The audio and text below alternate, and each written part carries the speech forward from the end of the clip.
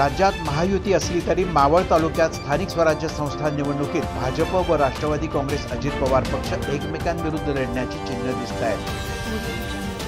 राष्ट्रवादी काँग्रेसचे तालुकाध्यक्ष गणेश खांडगे यांनी मावळात स्वबळावर लढण्याचा विचार सुरू असल्याचं एका मुलाखतीत सांगितलं। पुणे जिल्ह्यातील 14 नगर परिषदा आणि 3 नगरपंचायतीच्या निवडणुकीसाठीच्या अंतिम मतदार याद्या काल शुक्रवारी जाहीर करण्यात आल्या। त्यात लोणावळा, तळेगाव दाभाडे नगर परिषद आणि वडगाव मावळ नगरपंचायतीचाही समावेश आहे। महाराष्ट्र राज्य माध्यमिक व उच्च माध्यमिक शिक्षण मंडळातर्फे 10वी आणि 12वीच्या परीक्षांचं अंतिम वेळापत्रक जाहीर करण्यात आलंय। 12वीची परीक्षा 10 फेब्रुवारी ते 18 मार्च तर 10वीची परीक्षा 20 फेब्रुवारी ते 18 मार्च दरम्यान होणार आहे। वाहतूक नियमांचं उल्लंघन करणाऱ्या वाहन चालकांना आता दंड भरण्यासाठी आरटीओ कार्यालयात धाव घेण्याची आवश्यकता राहणार नाही। परिवहन विभागानं ई-चलन ऑनलाईन भरण्याची सुविधा सुरू केली आहे।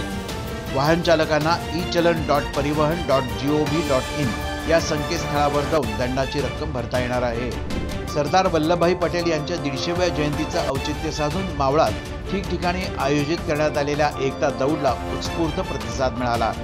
वडगाव मावळ, तळेगाव दाभाडे, सोमाटणे, देहरोड या ठिकाणी रन फॉर युनिटी उपक्रम राबवण्यात आला।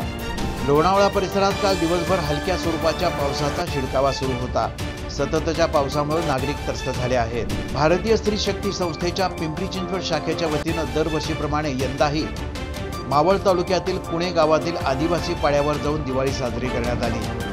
या उपक्रमाअंतर्गत आदिवासी बंधू भगिनींना विविध जीवनोपयोगी वस्तू, साड्या आणि फराळाचे डबे वाटप करून सणाच्या आनंदात सहभागी करून घेण्यात आलं।